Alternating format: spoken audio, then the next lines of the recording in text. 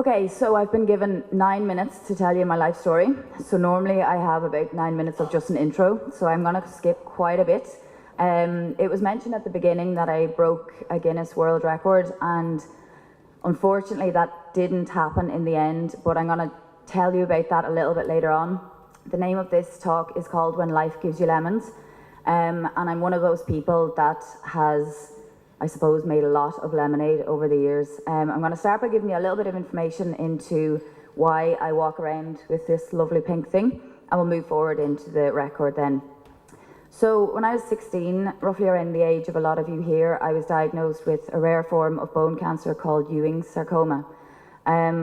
Because of that, and because of the size of the tumour, I spent a year and a half having extremely intensive treatment and surgery. I had both chemotherapy and radiotherapy, and I had a huge operation in England.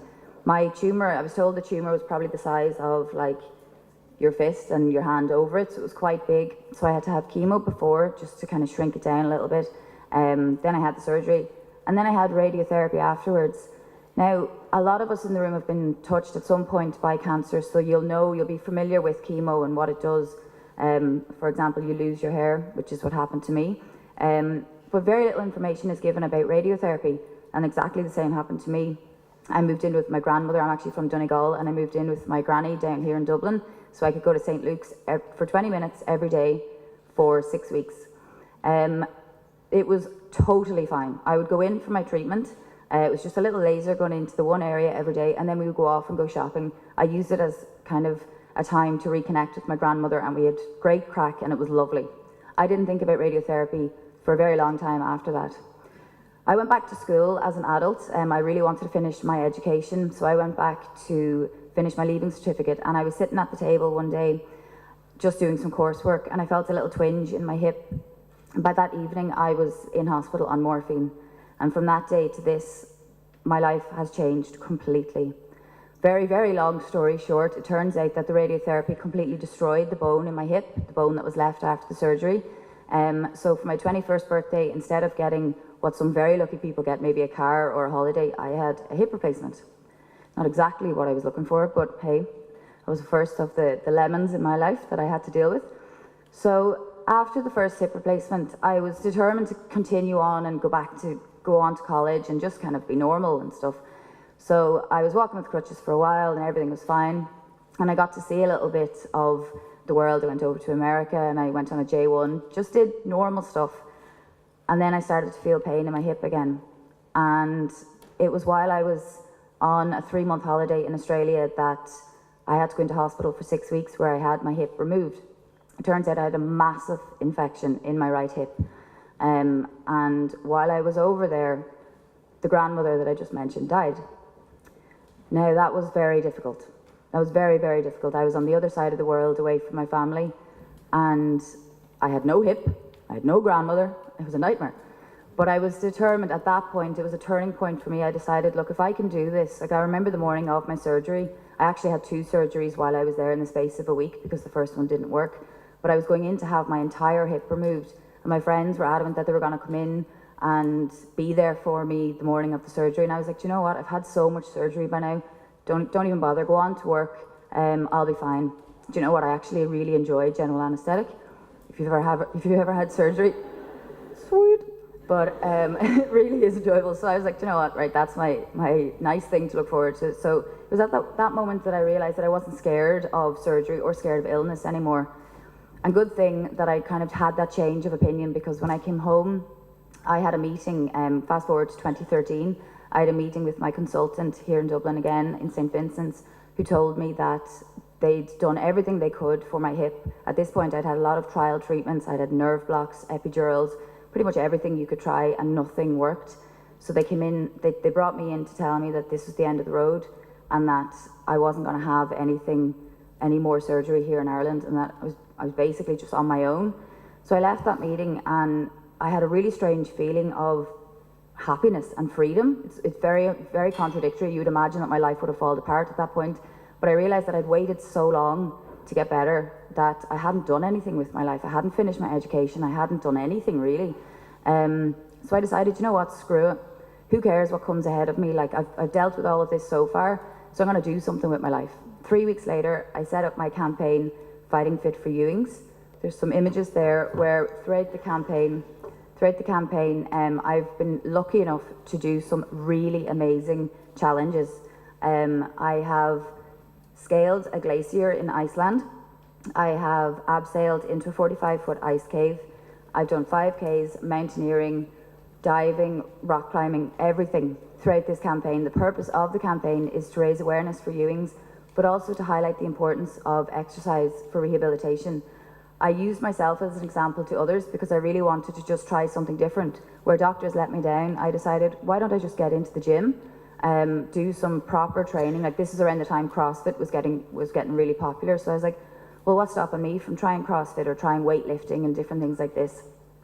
This all led to me finding, I was scrolling through the Guinness Book of Records, trying to think, right, what will my next challenge be? And I found one, fastest 5K on crutches, one leg, female. And I was like, at that point, I'd already done a 5K. I hadn't timed it, but I'd physically done it with my crutches. And all that happened was I got blisters on my hands, but it was fine. I survived. It's only a 5K. So I thought, why not? I'll give it a go. So I applied to Guinness, who took about 9 years to get back to me. They're the slowest people to get back to you, but they got back and they accepted my application. So in that time, my hip kind of got a bit worse, and I was kind of chickening out a little bit, and I was like, can I really do this? Like, there's a lot of paperwork involved with the Guinness record or whatever. So I was kind of on the fence, and then I was scrolling through Instagram one day, and I found a post by a guy called Michael Robert Brands, who I'd been following for a number of months because he's an amputee, a full amputee, and I've been told recently that I'm likely going to lose my leg as well. So naturally, I'd been starting to follow people who are in this kind of arena. And he's an athlete who does CrossFit and he does obstacle racing, and just found him really inspiring, so I started following him. One day he put up a post with the Guinness logo, and he said, oh, really pleased to announce I've applied for the fastest 5K on crutches, one leg, male. And I thought, Jesus, what are the chances? So I sent him a message through Instagram, and I just said, look, I've applied for the exact same one in the female category. How weird is that, and whatever. So we had a Skype call. And we decided, why not do the record together? So he'd actually planned to do it on the 25th of June, and I hadn't even set a date. I hadn't even finished my training at this point for it. So I was like, oh yeah, okay, yeah, let's give it a go. So the only thing about it is he lives in Holland. So it meant me going there. So that straight away brought up the, shit, I have to actually leave the country to do this. There's a lot kind of riding on this, but I thought, you know what, screw it, I'm gonna do it anyway. So I went to Holland, and we did the record, and we both, as we knew at the time, that's very important, we both broke our records. Now, when I'd applied to Guinness, the time I'd been told to beat was 49 minutes. So I thought I had loads of time. So I actually beat it in 44 minutes, 21 seconds. So I was delighted with myself, as you would be. And on the last lap, I actually slowed down because because it's a one leg thing. If my right leg had to touch the ground even once, I would have been disqualified. So when I got to the last lap, I was absolutely knackered, sweating buckets. I thought, you know what, I know I have it in the bag, so I'm going to slow down just to make sure my foot doesn't touch the ground. So I did that. We beat the record as we thought, and came back to Ireland, and everything was good. And one of the guys that was over in Holland with me just happened to check I submitted my evidence and everything when I came back. And he happened to check the website one day just to see if they'd put up my new record.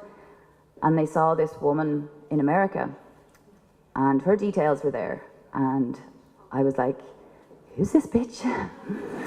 What the fuck? So I was like, okay, this is new information to process, right? So I checked the date that she'd actually done the record, and it was back in March, before I'd even traveled to Holland. Because Guinness takes so long to process the records, she'd done it months before I'd even left the country, and I didn't know. So if I had have known, it would have made all the difference. Because as I said, I did it in 44:21, she did it in 44:20. How do you think I felt? So when I'd already agreed to do this talk, and I'd called my talk When Life Gives You Lemons, but after this happened, I decided, do you know what? This talk should really be called Let's Make Every Second Count. Because Jesus Christ, that is the best example of that I've ever seen. So